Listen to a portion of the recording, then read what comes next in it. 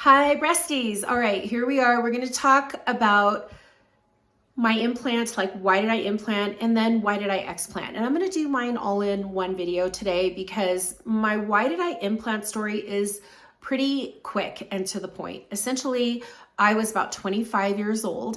I was young, I was impressionable, and I wanted to fit in. I was super insecure. I had body dysmorphia. I had I was a newlywed. I married this British guy who's really great. We're still really good friends, and he is the father of my firstborn.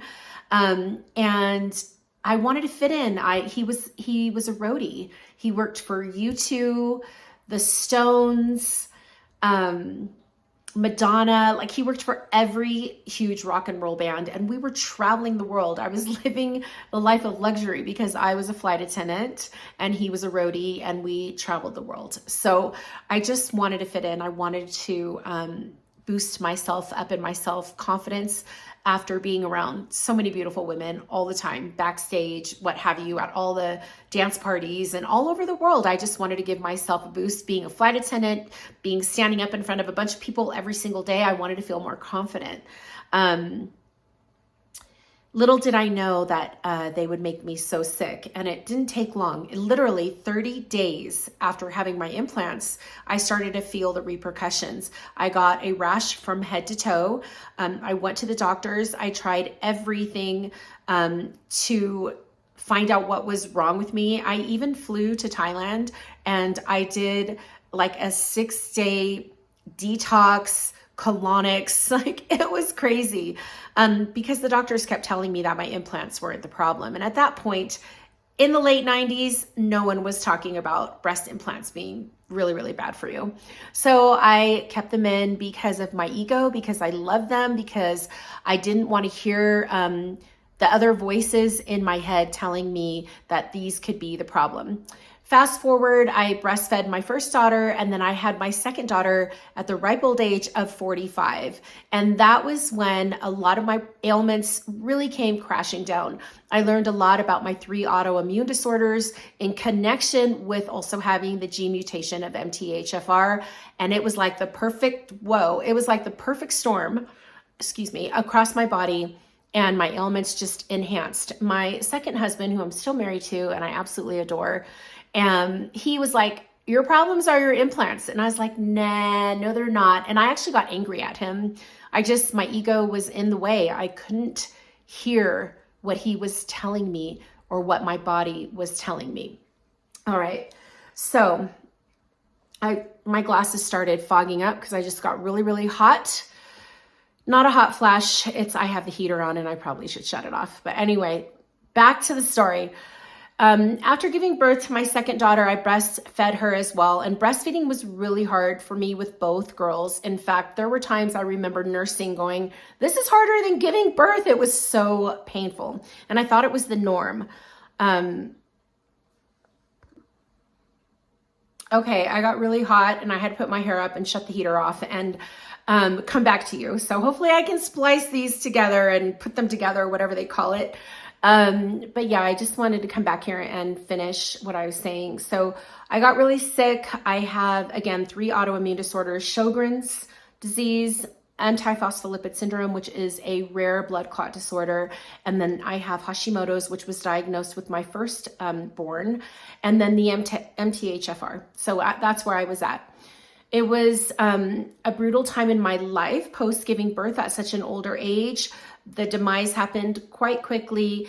And then right before COVID, a friend of mine told me, she's an occupational therapist, and she told me that she was taking hers out, but she didn't have any symptoms. She didn't have any sickness. She just didn't want to have to go through taking them out and putting them in because they're medical devices, right? They're not they're not really a part of you. That is a myth. Even though we feel like they're a part of us, they're an actual foreign object in our bodies that need to be replaced every now and again, which, by the way, I didn't have informed consent at the time. I didn't realize that at the time that I had mine implanted, but whole nother story. So basically, she taught me as an occupational therapist that she was getting a lot of patients who were having the same issues as me, and then they were explanting and finding that they were thriving afterwards. So I contacted her. I said she was going to do it. but this is like January 2020. And I was like, let's film a little docuseries, a documentary about both of us explanting. I'm going to skip over that right now because we got to get that film out. But just know, my friend, she's so awesome. She got hers taken out right before COVID in February 2020. And I was supposed to get mine out April 20th, 2020, but everything shut down, as we know. So I was put on hold for quite some time, a whole year of deep depression. Really, I tried to keep my chin up. I did everything I could, eating healthy, did all the right things, but it just was never enough. I still never felt really, really good. So January 2021, I could barely walk into this chiropractor's office I had been really wanting to see. I had been on his wait list, but I was actually so inflamed, he could barely even adjust me. But I finally made it in there. I could barely lay down on the table. And he said something to me that changed my life. He said to me, it's like you have 2 splinters in your body and you keep trying to cover them up with Band-Aids. And that was it. That was it. It was like an epiphany just went off in my head. And I knew for a fact I had to get them out. I wanted them out a year before, but I knew that it was time for me to make every single effort to get these splinters out of my body, as they were literally slowly killing me. That was my belief. I was slowly on a demise to death, really. And so I booked that day. I went home. I cried. I cried a lot. I prayed a lot.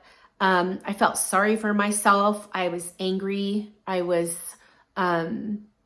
disappointed. I felt a lot of shame for myself for doing it in the first place.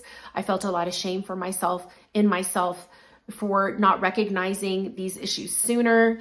There were so many, it was a wave of emotions that I had to process. And for me, I process a lot through tears and often eating, but that day was tears.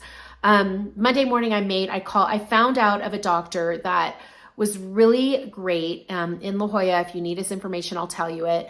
But he actually worked on like a thesis or a journal talking about antiphospholipid and surgery, which is that's a rare blood clot disorder. So I was really concerned about going under anesthesia for so long and having like an embolism or something that could happen. I have 2 daughters and a husband. Like I didn't want something drastic to happen to me. So I really had to go and process who I wanted to go with. And the Explant community is actually quite small once you get into it. And I was referred to him it's kind of a long story, but anyway, I really wanted to go to him. I made my appointment that Monday, which was in January 2021. I made it and I was able to get in with him on March 12th, 2021, and I explanted. And here we are in 2025, which is crazy. So there's so much, to add around why I explanted. I think you guys can see that it was billowing. It was like a volcano in my body. Is bellowing or billowing? Bellowing the right word? Sorry, you guys. I don't know. It was adding on.